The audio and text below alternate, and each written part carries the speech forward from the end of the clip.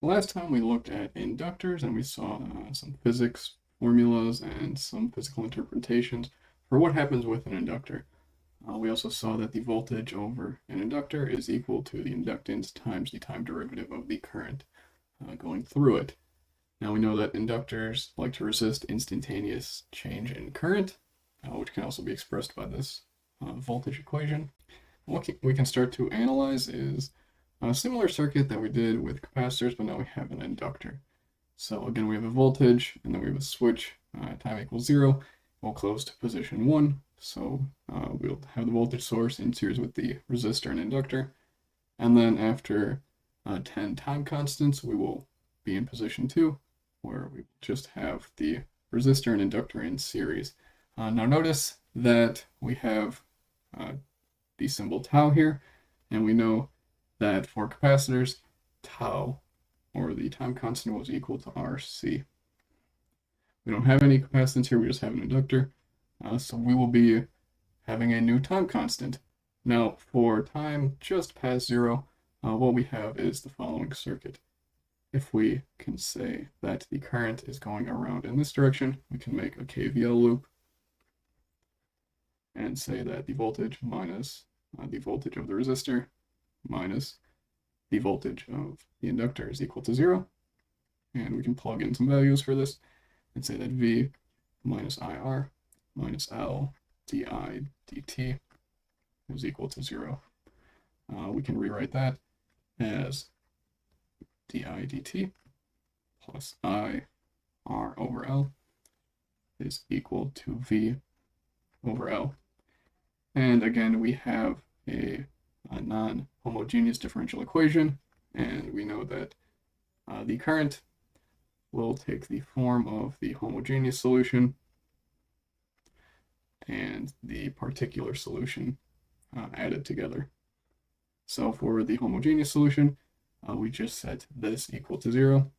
So we have di dt plus I times R over L equals to 0. And we get the solution that the homogeneous current is equal to I naught e to the minus t R over L. And for the particular solution, we look at what this is.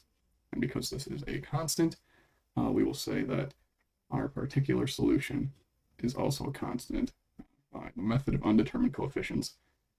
So we can take the derivative of that, and that is going to be equal to 0. Now we can plug this information into this entire equation and say that A R over L equal to V over L.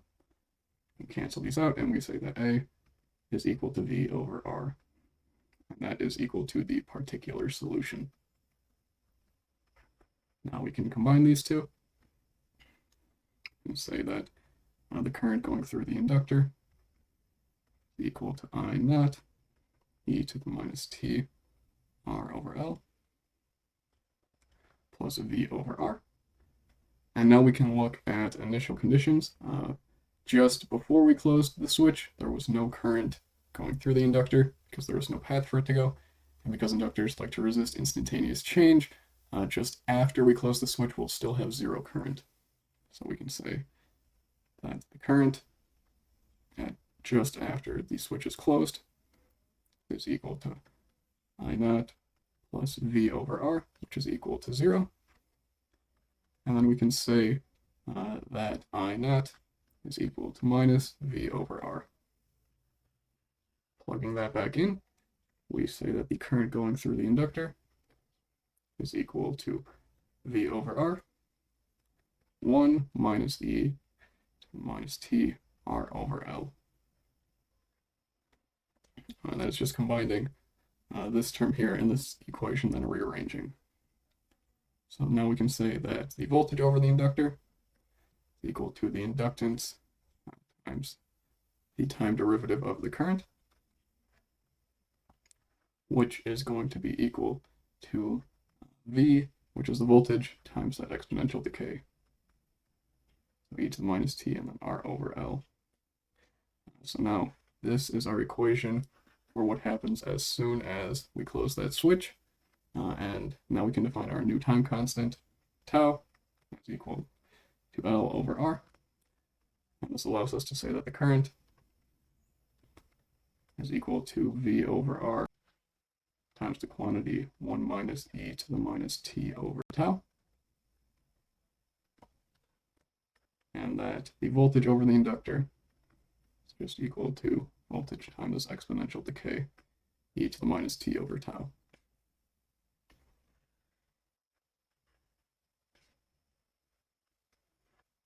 So from there, we can look at what happens for t equals 10 tau. And we know, based off of what we plugged in for just before 10 time constants, that at t equals 10 tau just before it, the current is equal to V over R, and voltage over the inductor is equal to 0. So these are going to be the initial conditions that we use. Again, inductors like to resist instantaneous change in current.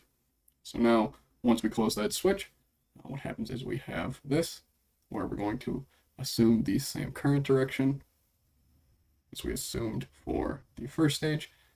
And what we can do, we can write another KVL as minus I times R minus VL equals 0.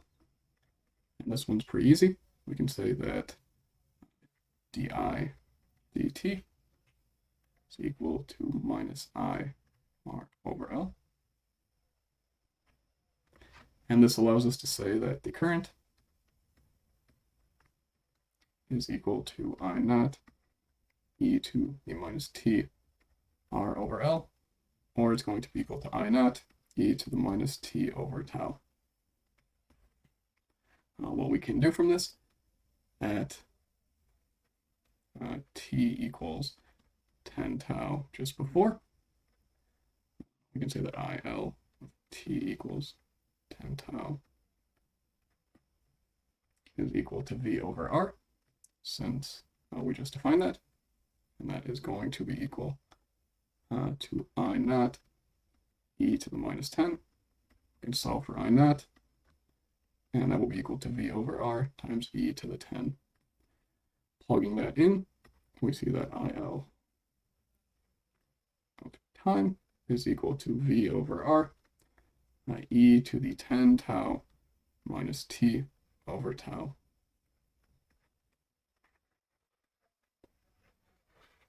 And then we can take our equation to find the voltage and see that the voltage over the inductor for the second position is equal to minus V e to the 10 tau minus t over tau.